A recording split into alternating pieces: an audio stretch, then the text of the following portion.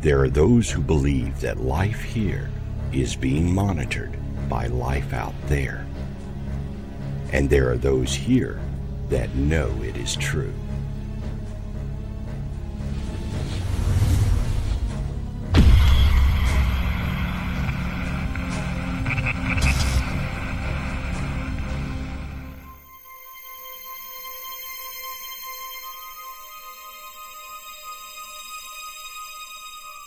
A troubling and persistent phenomenon has been occurring throughout history to people on Earth for centuries. The belief that they are being taken by beings from some other place, perhaps outer space or another dimension. These people have real memories of being taken secretly against their will by apparently non-human entities and subjected to complex physical and psychological procedures. People claiming to have been abducted are usually called abductees or experiencers.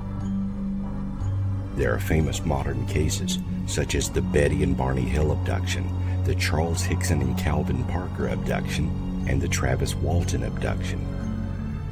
However, for every well-documented abduction case on record, there are hundreds of less-known cases where people have experienced alien abductions.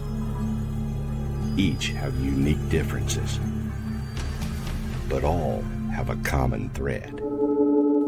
The term abductee has been used a lot over the years to explain how some unknown intelligence, it might be extraterrestrial, it might even be from another dimension or another time, that these entities have come to take people against their will, to do things, they take them away, they do things to these people that are very unpleasant, and the whole thing leaves the person that went through this type of experience very victimized. But the term experiencer is a bit more loose. It is just indicating that somebody's encountered an intelligence, but not necessarily been traumatized by it in all cases, not necessarily been taken in all cases, just they've come into contact with it. The term contactee actually was another term that was used back, in the 50s, a little bit in the 60s, that kind of a thing. It's no longer in vogue, but experiencer is, I think, the proper term for it, because not everybody's taken, and those who go are not always taken against their will.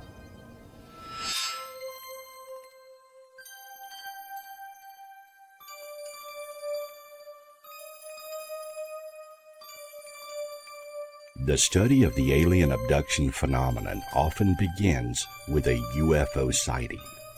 The sighting may occur in childhood, and the individual will have UFO encounters throughout their lives.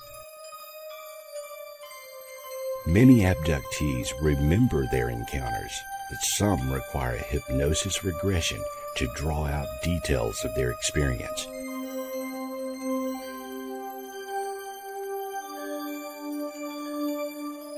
Often they do not realize that an early childhood encounter has led to a lifetime of alien experiences.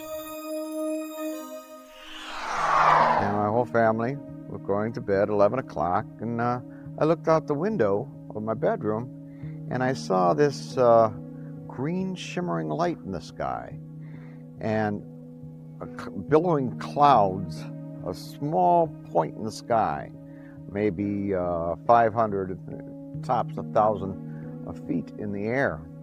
So it was well within our atmosphere. And the smoke was billowing out, and green shimmering lights behind it. I called to my mother. The sky is green. And she comes in and she looks, sure enough, the sky was green. And pretty soon my whole family, my parents, my sister, and myself were out on the front lawn. So it was summer, because we were still in our pajamas and house coat. Father didn't know what it was. My mother said, "It's the second coming." Very religious woman, and she thought it was the second coming, because none of us had any clue as to what it was. But it was a huge craft, perfectly silent, huge round lights of various colors, none of which were FAA standard, and just sat there. And then we looked off to the left, and here's a little funnel cloud of smoke coming down. The room was lit up completely, but my eyes were closed. I knew somehow not to open my eyes. There was something telling me, don't open your eyes because you won't like what you're going to see. Eventually, I did open my eyes because I could hear noise in the room. There was like scuffling on the floor. I opened my eyes. There were 3 small grey beings with big black eyes, big heads and very skinny, spindly limbs. They pulled me up out of the bed, and then with one behind me and one each side of me holding my elbows, walked me towards the window. And I'm thinking, well, the windows are closed, guys, so you better open them before we go any further. So there was this rationality and irrationality going on at the same time. And it was later, you know, my sister just didn't pay any more attention after that. And under hypnosis, it was revealed that this little tornado of smoke that came down had a smaller craft in it. And small gray beings came out of that craft, took me, and then took her. She remembers them taking me and then taking her to be examined. She doesn't know what happened with me, but she knows what happened with her. And then returned us. And when we don't know if our parents were taken or not, because when she was returned, I was back on the lawn, and so were my parents. We were all just looking up, like we were frozen in time, okay? And as we approached the window, I closed my eyes. And as I did, I felt this stickiness. It was a stickiness and a feeling of something being pulled very slowly across my face. It wasn't painful, it was just very, very weird. I opened my eyes because I felt cold, I felt wind on my face, and I was aware that I was now floating outside of the window, 3 stories up, looking down at the car park with a very bright light above my head. I couldn't really see what was above my head. I was just aware of this very bright light. One little grey on each elbow, I was aware of them, and we floated up into the craft. And then I can only assume this is the missing time phenomenon. Okay, so when we were all back in place, we were switched back on, so to speak, and the craft had departed. All that was left was that smoke.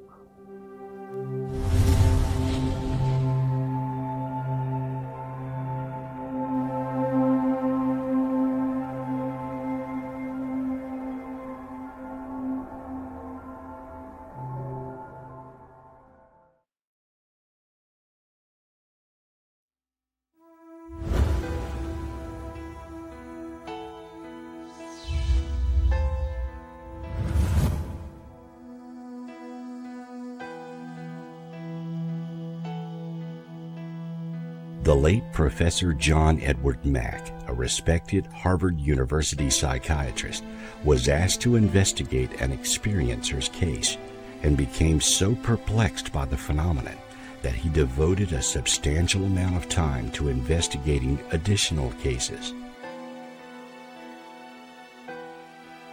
His desire was to understand objectively what was going on. Professor Mack eventually concluded that the only phenomenon in psychiatry that adequately explained the patient's symptoms in several of the most compelling cases was post-traumatic stress disorder. This would imply that the patient genuinely believed that the remembered frightening incident had really occurred. These people have been examined by myself, they've been tested psychologically, they are of above average intelligence, they are of sound mind, they've been shown as of superior mental functioning by the testers. So there is not indication of any kind of psychiatric condition that can account for this that I've been able to find. In fact, when one abductee hears the story of another abductee, they react with shock because they don't want to believe it's true. They would rather believe it's a dream or a form of mental illness than that this is something real, because it's so shattering to their notion of reality. And that's happened over and over again among the people I've been working with.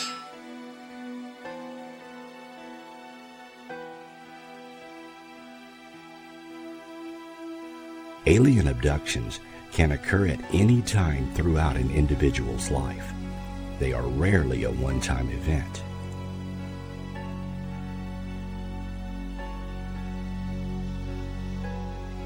Many abductees have endured encounters their entire lives, including when they were very young. These experiences have a profound effect on the individual, with some being traumatic, while others are completely benign. My very first memory in life is actually of an encounter. I was 2 years old. I was in my crib late at night, and a face came into the room and stared down at me at the foot of the crib. It was kind of skeletal. That's how I was able to put it into some context, because at the tender age of 2, you don't really have a background in saying, oh, that's an alien. Well, maybe today's television. Back in 1973, that was the closest I could equate it to. But it wasn't a dream. It didn't go away. I started to scream, and it continued to stare down at me. And my parents in the other room, I could hear my mother's voice saying, go back to sleep, it's okay. And she never came to the room. And after a few moments, the face just got up and left the room. I say face, there was a body attached to it, but it was so dark I really couldn't make it out. And I could tell it was on its way over to my brother's room. I think that's an interesting thing. This one piece will make 52 layers. Watch on mobile devices or the big screen. All for free. No subscription required.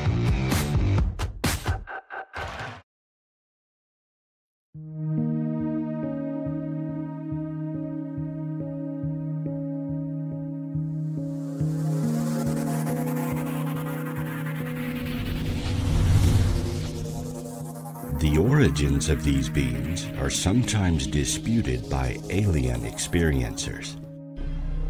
The most common and accepted theory is that aliens are from outer space and are traveling here from some distant planet. They are here to observe humans, and abductions are situations whereby the extraterrestrials are conducting medical examinations to better understand our species. However, a recent and more complex theory involves the aliens using an interdimensional corridor to reach Earth, and many may not even be from our universe at all. We're watching as the sky seemed to be giving birth to this huge craft. The lights were there, and it just kind of came through a vortex, and that's why I believe that the extraterrestrials come from other planets and or other dimensions through a vortex. They instead of going from point A to point B, they fold time and leave their space-time and arrive at ours instantaneously. Not only are the origins of extraterrestrials a mystery, their motivations are also a subject of much conjecture. Clearly, they are interested in our bodies, as most abductees describe procedures that appear to be medical in nature and focus on our genetic makeup. Yet they also appear to be concerned with our psychological makeup and our attitudes toward the environment, society, and even our spiritual development. Often the extraterrestrials will intervene and direct an experiencer's life in a direction they prefer, rather than allowing nature to take its course. The teen years were definitely the height of what had happened to me. But in my early 20s, there were still a lot of things going on in my life. At that age, in my early 20s, they became very interested in things like whom I was dating, that kind of a thing. In fact, they had, it seems, very intentionally scared away a woman that they thought wasn't right for me. She and I were out in a fairly secluded part of some woods and doing some stargazing, and suddenly we were both paralyzed, and they approached us, three little gray guys, and they started very harshly inspecting her, not touching her, just very, staring at her very fiercely, and they were like, "No, she's no good, not this one, no." And then they left, and the paralysis broke, and we hightailed it back to the car, and she broke up with me immediately after. Although I hadn't told her yet, because we'd only been dating a couple months, about my experiences, it seemed like she understood that what had just happened to us had everything to do with me, and she was right in that respect.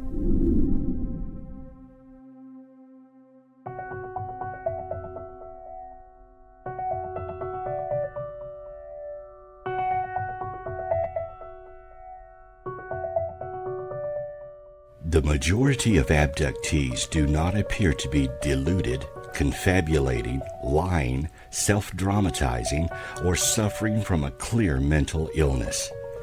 While psychopathology is indicated in some isolated alien abduction cases, assessment by both clinical examination and standardized tests has shown that, as a group, abduction experiencers are no different from the general population. Psychologists have argued that abductees' mental health is no better or worse than the average individual. The abduction phenomenon has been going on for a very long time, perhaps even in antiquity. Cave paintings made by our ancestors are strikingly similar to modern-day descriptions of aliens. History is replete with mystical tales that sound very much like alien abductions or extraterrestrial encounters. Such tales are often found in our holy texts. For example, the Bible contains many stories that could be interpreted as alien encounters.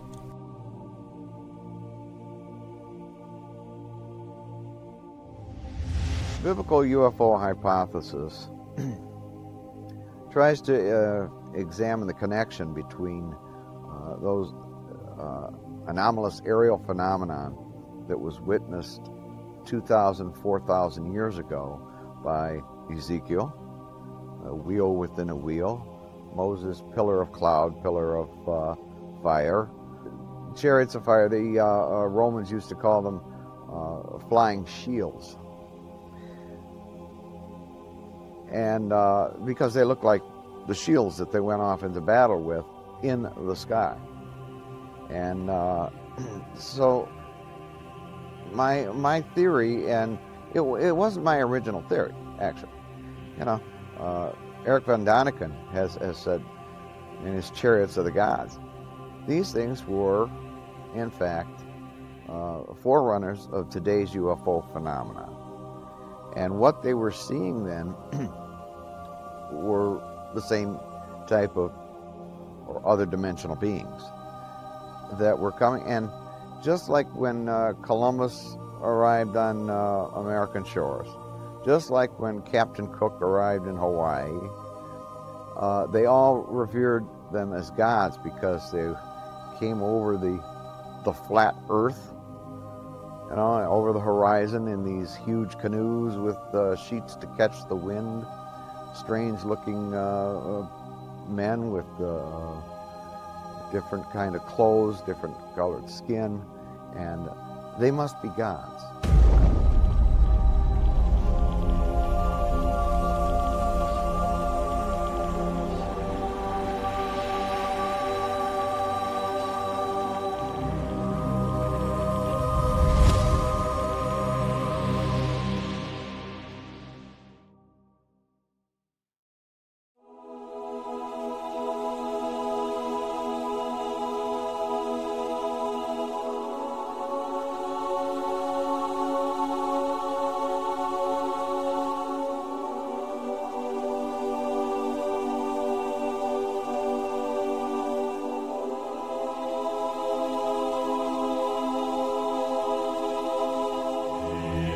Bible is not the only holy text that contains references to aliens.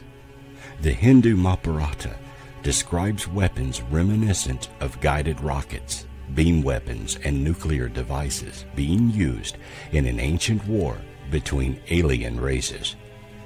Technologies that, from their description, could only be advanced propulsion systems as well.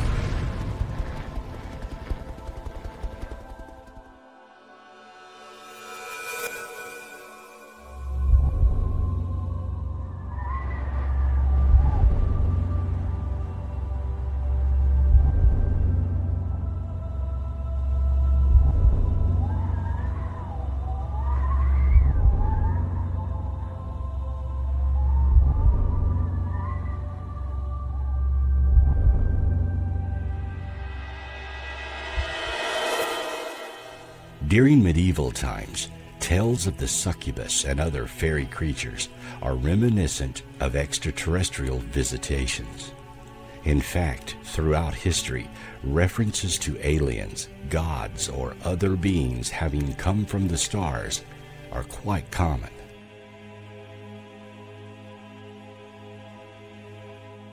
Many researchers today are beginning to piece together a theory that we ourselves may be the product of alien intervention. Humans could be a hybrid created by the extraterrestrials and left here on Earth to be monitored in some long-term experiment.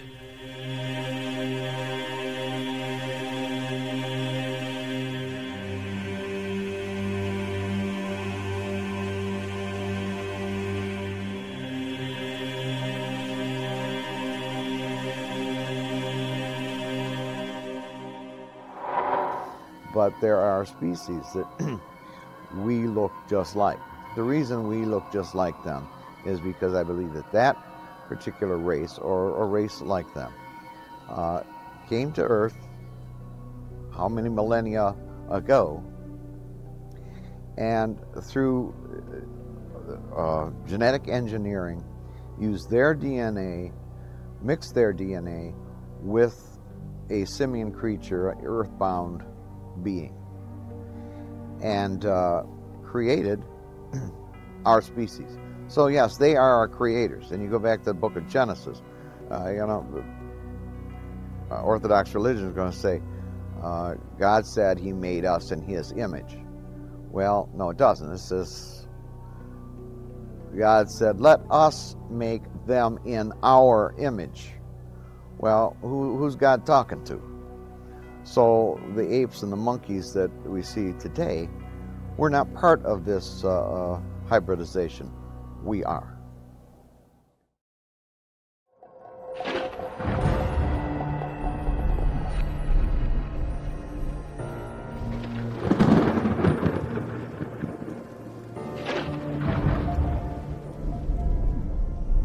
Alien abductions are often benign.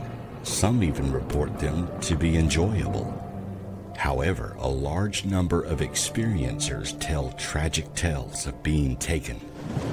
Harsh medical examinations, invasive physical and psychological procedures, as well as sinister techniques used by the extraterrestrials. When I was 7, I woke up and saw a big black hole hanging above my head in the bed, and out of that metallic cable came out through the portal that was above my head and started kicking off electricity and just whipping around above my head.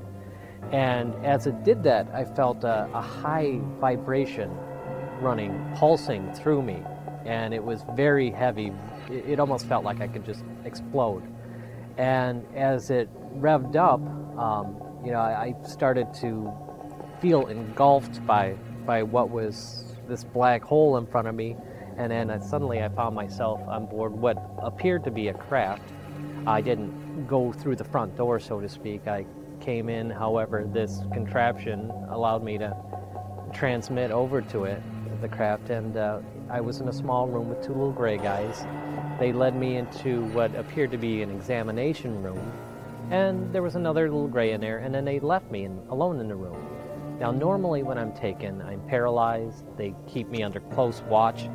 But I'm like, well, this is strange. They just kind of left me alone here in this room. And, you know, they don't seem to care that I'm here, so I'm going to see what's in that door there. So I walked off and I exited a door from the room, walked down a hallway, and I looked back and they were following me. It seemed like they very quickly realized I left the room, but just wanted to see what I would do. And as I walked around this sort of curving hallway, I came to a dead end, and so I had to come back. And as I started back towards them, a door on my right opened up, and I could tell that's where they actually wanted me to go. We went into this room. There was a big metal chair in the center of the room, and they had me sit in it.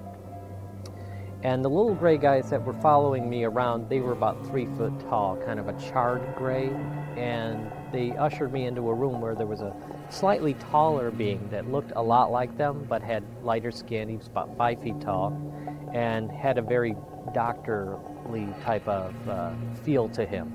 And as I sat in the chair, he looked at me and he said, "Okay, be very good, and you'll get to see the color blue." Now, as a kid, you expect, be very good, you get ice cream, a sucker, some kind of treat, something like that. But the color blue, I'm like, these guys don't really understand children very well, do they?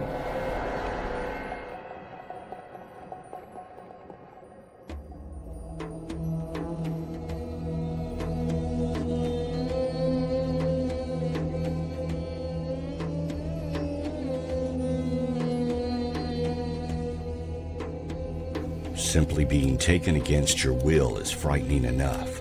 But what if our own government is aware of abductions and are powerless to prevent it? Or even more frightening is the theory that they are in league with the aliens and have signed treaties to allow humans to be taken and used as the aliens see fit. If the government is aware of the abduction phenomenon, would it matter to an abductee? I believe that the government knows so much more about this phenomena than they're letting on, that even finding out the tip of the iceberg of what they know is going to put people in shock. But as I'm actively involved in the local MUFON chapter in Michigan, we get currently about 200 sightings a year just in Michigan. And that is enough to fill your plate several times over with UFO cases. So to me, it's almost at a point where I don't care what the government knows and what they're hiding. I've got an embarrassment of riches here with the number of UFO cases coming into our local chapter. I don't need them to try to hide anything, because it's all just flowing freely now. People are talking about what's happening to them openly.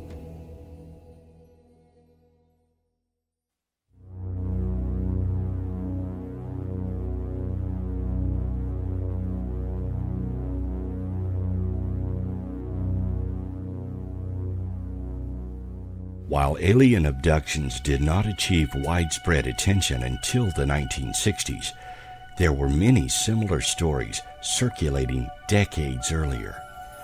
These early abduction-like accounts have been dubbed paleo-abductions by UFO researcher Jerome Clark. In an 1897 edition of the Stockton, California Daily Mail, Colonel H.G. Shaw claimed he and a friend were harassed by 3 tall, slender humanoids whose bodies were covered with a fine, downy hair. Colonel Shaw reported that these beings tried to kidnap the pair. The 1955 publication of Harold T. Wilkins' Flying Saucers Uncensored declared that Carl Hunrath and Wilbur Wilkinson, who had claimed they were contacted by aliens, had disappeared under mysterious circumstances. Wilkins reported his speculation that the duo was the victims of alleged abduction by flying saucers. A wave of contactee cases emerged in the 1950s as well. These individuals claim to have been contacted by aliens. However, the substance of contactee narratives is often regarded as quite different from alien abduction accounts.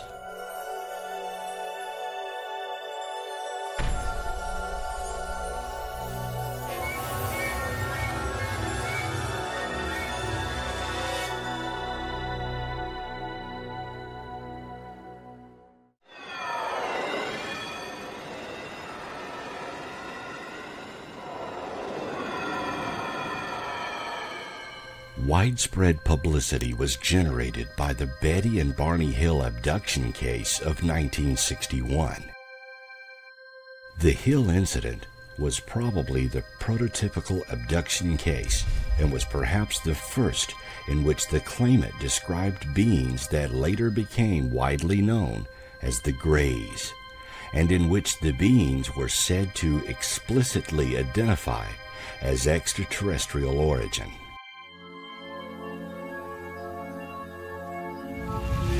An entire subculture has developed around the subject, with various groups and a detailed mythos explaining the reasons for abductions. The various aliens, the Greys, reptilians, Nordics, and so on, are said to have specific roles, origins, and motivations. Abduction claimants do not always attempt to explain the phenomenon, but some take independent research interest in it themselves and explain the lack of greater awareness of alien abduction as the result of either extraterrestrial or governmental interest.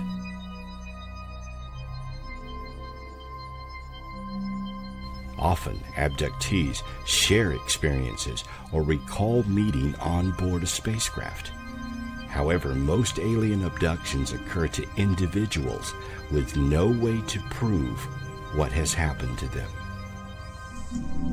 There's a couple different ways where other people are involved in these types of experiences. Sometimes you find yourself aboard a craft or in some situation where you run into other people.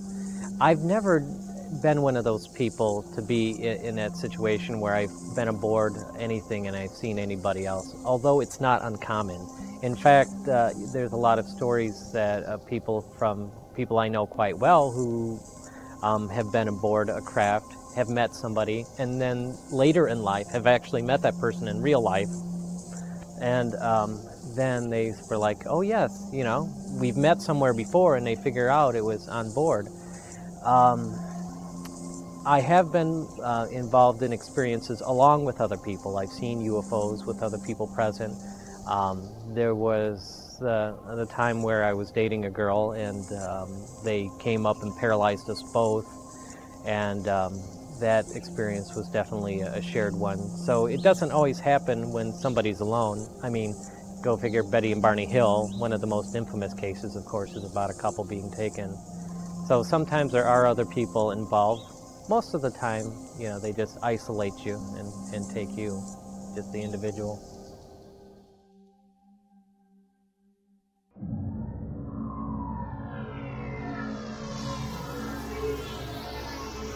Dr. Ronald Sprinkle, a University of Wyoming psychologist, became interested in the abduction phenomenon in the 1960s.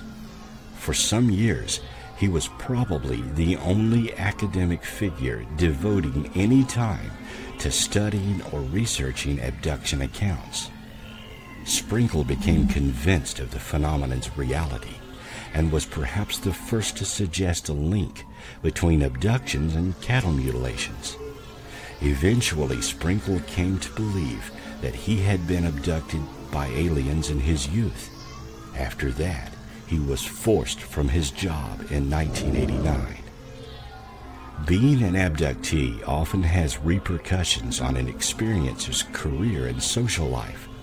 Some have even turned the experiences into ways of expressing themselves and educating others. It has not affected my career or social life. I didn't talk much. I was a die maker. And I didn't talk much about the UFO phenomenon. In fact, after I retired in 2000, I got a show on Comcast cable TV called We Are Not Alone. And some of the guys saw me and just could not believe that, Dave, look at Dave Twitchell's on TV talking about UFOs. Well, a percentage of them were into that, and a bigger percentage were not.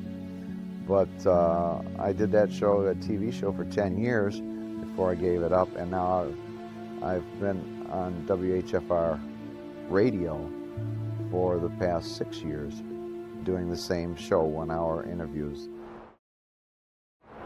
I've worked several places where when they found out about what had happened to me, I could feel a distance suddenly. I was never really openly ridiculed at work, though I do think that at one of the places I worked at, they let me go when they found out about my experiences. But as time went on, I found myself working at a college, a very open-minded environment, and as I've sort of come out there about my experiences to some degree, they've been very supportive, and it's been a wonderful experience being able to actually talk about that other side of my life that had happened to me all these years. So I feel fairly blessed in that respect. My family has had a number of unusual experiences as well, so they've always been supportive. And socially, my friends from high school have, I've told them, all along what's happened to me, and they're still right behind me. And I've been, again, I would say blessed that I've been fortunate enough to be able to share what's happened to me without too much backlash.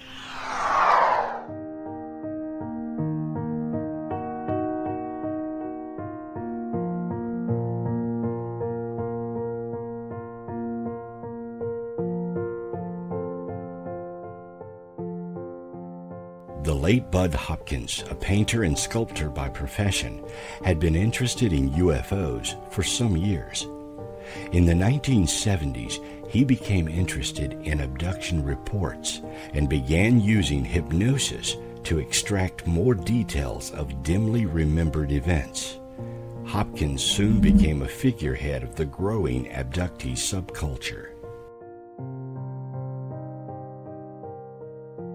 The mid and late 1980s saw the involvement of two esteemed academic figures, Harvard psychiatrist John Mack and historian David M. Jacobs. This decade brought a major degree of mainstream attention to the subject. Works by Bud Hopkins, Whitney Strieber, David M. Jacobs, and John Edward Mack presented alien abduction as a genuine phenomenon. Jacobs and Hopkins argued that alien abduction was far more common than earlier suspected. They estimated that tens of thousands of North Americans had been taken by unexplained beings. Furthermore, Jacobs and Hopkins believed that there was an elaborate scheme underway, that the aliens were attempting to create human-alien hybrids. It seemed a lot of things that were psychological, more mental than physical in some cases. In other cases, it just seemed like, let's grab his body, do something to it, and dump him back. Very traumatic. I had an awful time trying to sleep at night. It was usually with the light on, TV or radio. Would usually have the dog in the room. I would put stuff in front of the door so that nobody could get in, that kind of a thing. And it continued into my early 20s.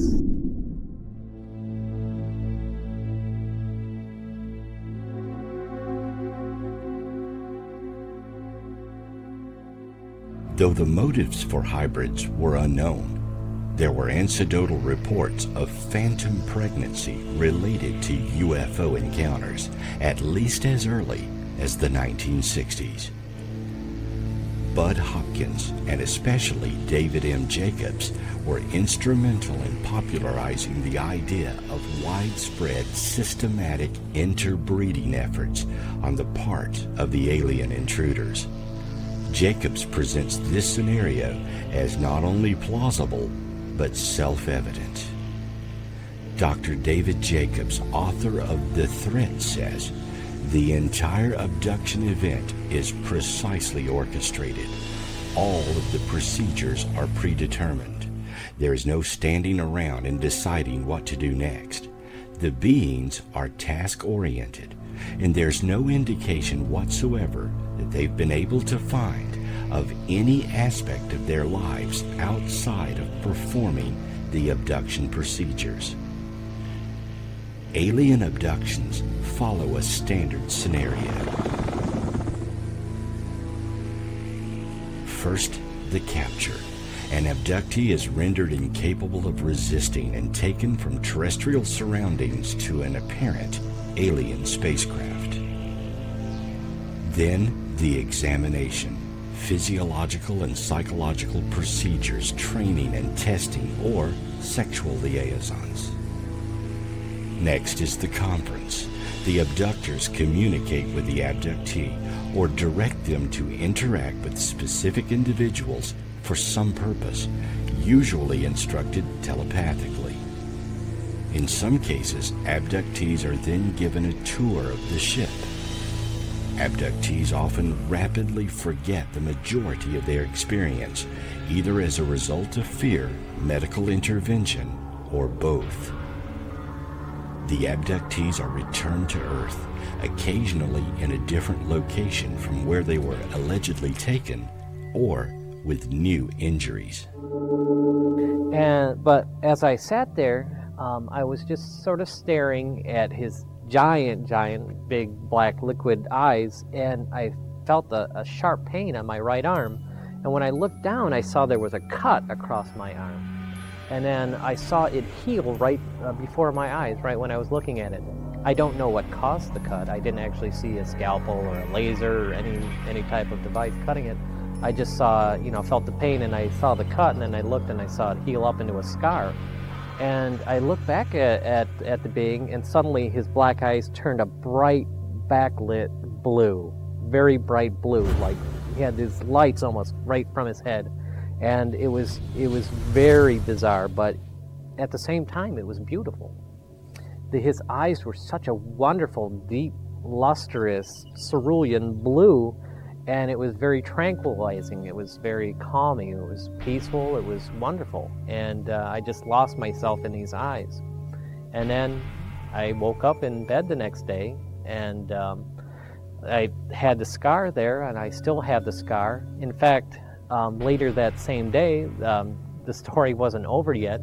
I was playing in the backyard with a friend of mine, 6-year-old from a few doors down, and this mist rolled into the backyard, and there was a little gray guy in it, and he just came to check up on me, make sure I was fine, and it only took a second for him to figure out I was, and then the mist and the little gray guy just continued on through the backyard of the next door neighbors and kept going. My friend didn't even seem aware that there was anything in the mist. We definitely both saw the mist, but only I saw the little guy. And then, that was probably about the end of that one, but I still had the scar. Many experiencers describe unusual feelings after an abduction. They may have a profound sense of love, a high similar to those induced by certain drugs, or a mystical experience accompanied by a feeling of oneness with God, the universe, or their abductors. Whether this is the result of a metaphysical change, Stockholm Syndrome, or prior medical tampering remains a mystery. The abductee must then cope with the psychological, physical, and social effects of the experience.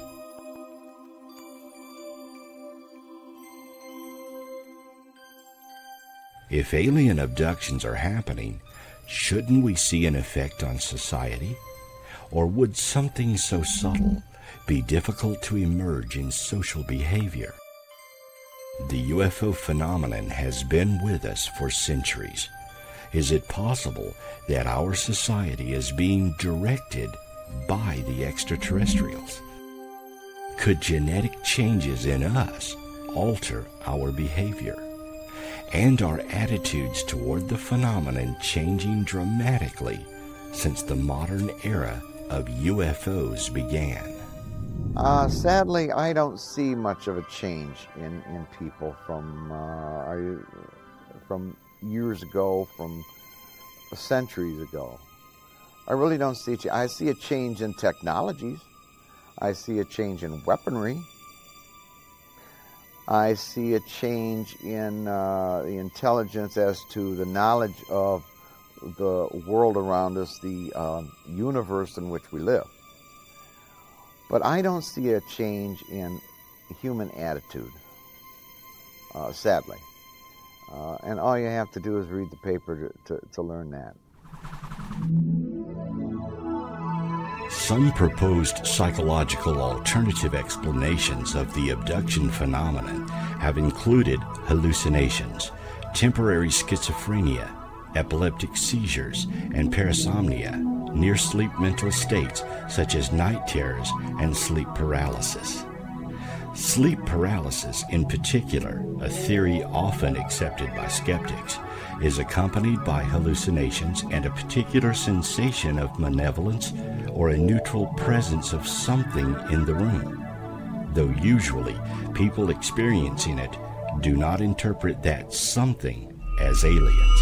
You can write it off to the abduction phenomenon, write it off to sleep paralysis. Sleep paralysis. Yes, there's such a thing as sleep paralysis. Everybody's awakened, half awake, half asleep, and thought they saw something in the room. This has happened. At the same time, a goodly number, I think the late Bud Hopkins said it was like 33%. 1/3 of his cases were abductions that happened at work while a person was wide awake and conscious. For example, my sister walked into her bedroom perfectly conscious, and the lights were out, but this is just one of her weird experiences. There was a blue light in her room.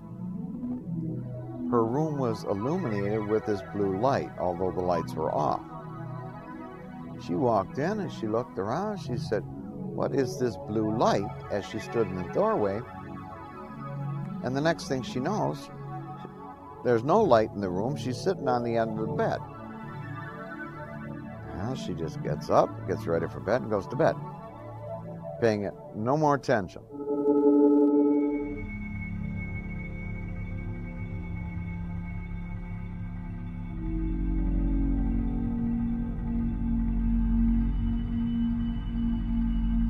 Proving alien abductions is difficult without obvious physical evidence. When an experiencer is returned, all he has to prove his encounter are the fragments of memories left intact by the aliens. Though throughout the history of UFO studies, countless cases have occurred that do indeed present physical evidence, many are not aware of this, or the facts of a case are simply ignored.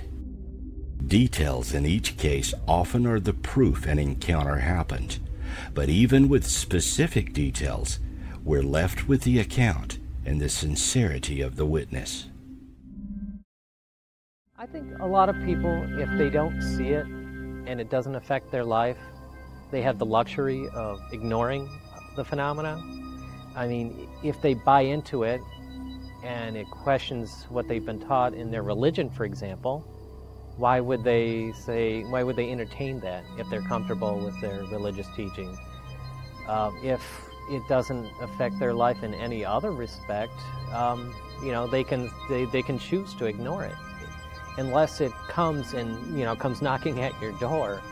I think a lot of people say, I don't have time or space for this in my life, and until it becomes an issue where it's going to affect my world, then I'm just going to ignore it. If the evidence that has presented itself both circumstantial and direct evidence is not enough to sway people's opinion, then nothing's going to prove their existence except maybe, and I say maybe, them landing on the White House lawn, which almost happened a couple times. The earliest is 52, I believe, 54. I think it's 1952, when they overflew the White House. That's when Truman said, shoot him down. You know, he's all right with, while he's in Washington and there's a crash out in Roswell, New Mexico. Now that's all right, we'll deal with that. But when they start overflying my house, shoot them down if they don't answer your hail.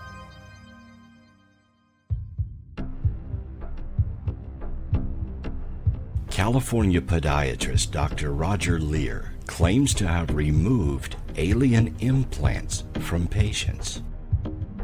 Alien implants is a term used in ufology to describe a physical object placed in someone's body after they have been abducted by aliens.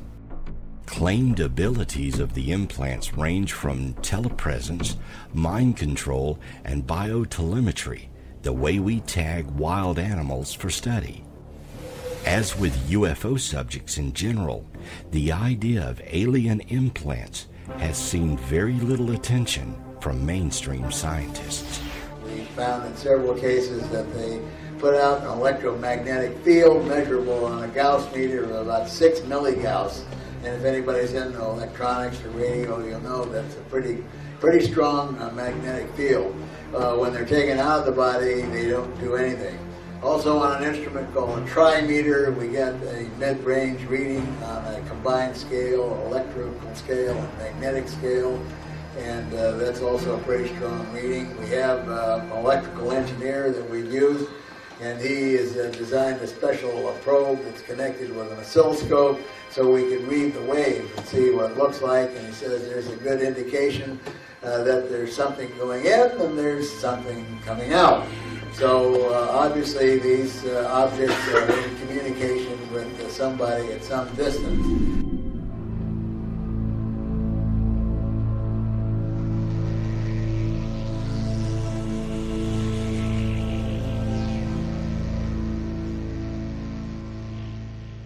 One recommendation from skeptics is to try to trick the aliens into presenting evidence, such as bringing back something from the spacecraft, or set up a camera trap to record an abduction. This has been tried, and in each case, the cameras simply failed, and the experiencers are so closely watched and controlled during an abduction, taking something is impossible. I've never done anything like set up a camera or any sort of recording device to try to track my experiences, since they happen so infrequently. It would be a very disciplined effort to try to set up a camera for something that maybe happens only, even at the peak of when I was having these experiences, every few months, which is still a lot. In the past decade or so, I really haven't had the same types of experiences that I had prior to this to try to do it now. But yeah, it happened so infrequently that I was never really able to set anything up that I thought would catch anything. I find that the best cases are cases where people are coming forward after 20, 30, and 40 years. Finally coming forward with these cases that where they had lived at the time in Michigan and saw this, had a very close encounter, like myself, like my family, with a UFO. Not just a light in the sky, but a close encounter where it's a couple hundred feet away and you can see it's perfectly silent. It has no visible sign of propulsion, has no wings, has no rotors, makes no sound. What is it? You know, and then it hovers, shoots off.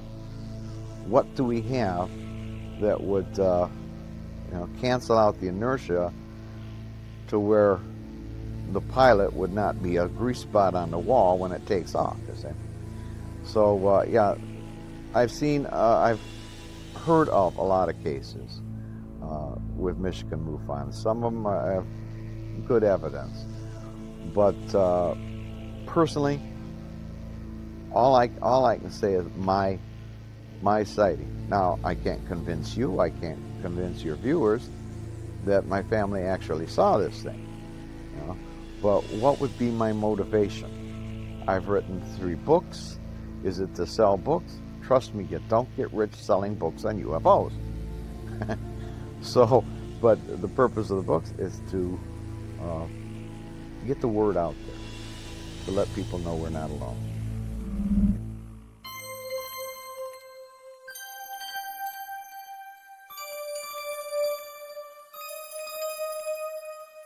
If the presence of extraterrestrials on Earth is made known, or the aliens themselves reveal their interaction with people of Earth, what would be the reaction of the general populace? Would you be able to handle the truth? I've written a book called The Global Implications of the UFO Reality. And in it, I kind of theorize and speculate as to how this world will take the news. Well, you know, France has come out with the Cometa report where their top scientists and military men have investigated some of the cases in Europe and in France. And it was kind of like an honest Project Blue Book. Our Project Blue Book I call Project Whitewash. But the Cometa report investigated these good quality sightings and abduction cases, and they have concluded that it is something real. If it ever gets to a point where it's officially acknowledged, I think we're in for some rough times. When I found out about the LA riots, just a very, very small percentage of people that rioted in LA so many years ago and what they were able to do to the city, I think a very, very small people will handle something like this very badly. They won't be able to accept it.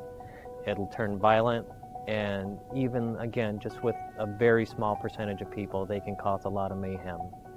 And I think that with the modern media being internet-based, that all sorts of opinions on it are going to be clashing with each other for years.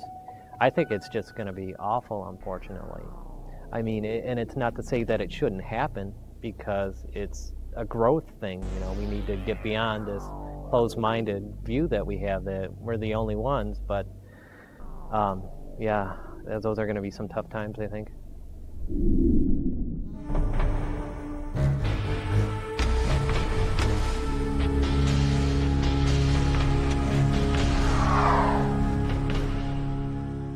A precise number of alleged abductees is uncertain.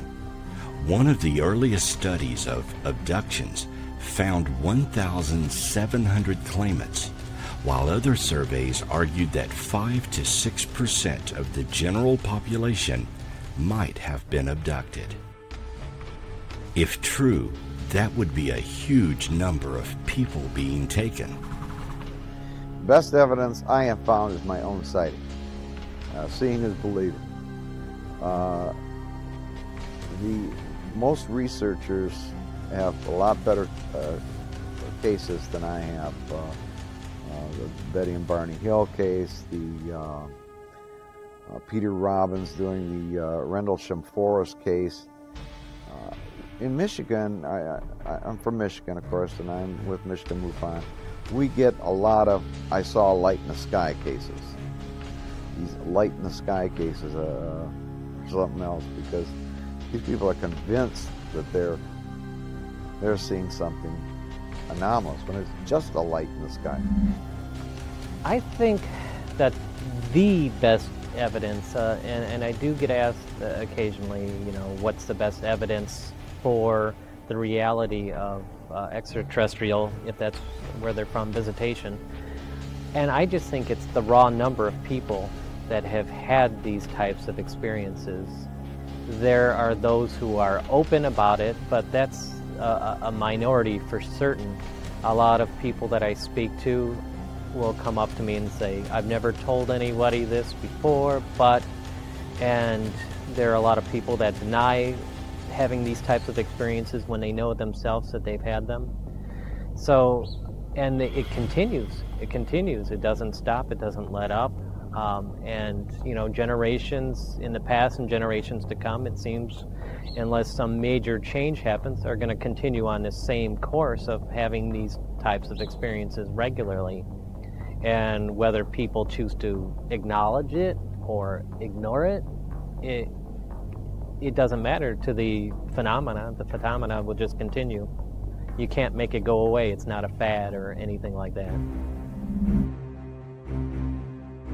We may never know the full agenda of the beings responsible for alien abductions. Further research is needed. However, with each new case, we gain more knowledge of the alien agenda, and we become better prepared for the day when we will have full disclosure.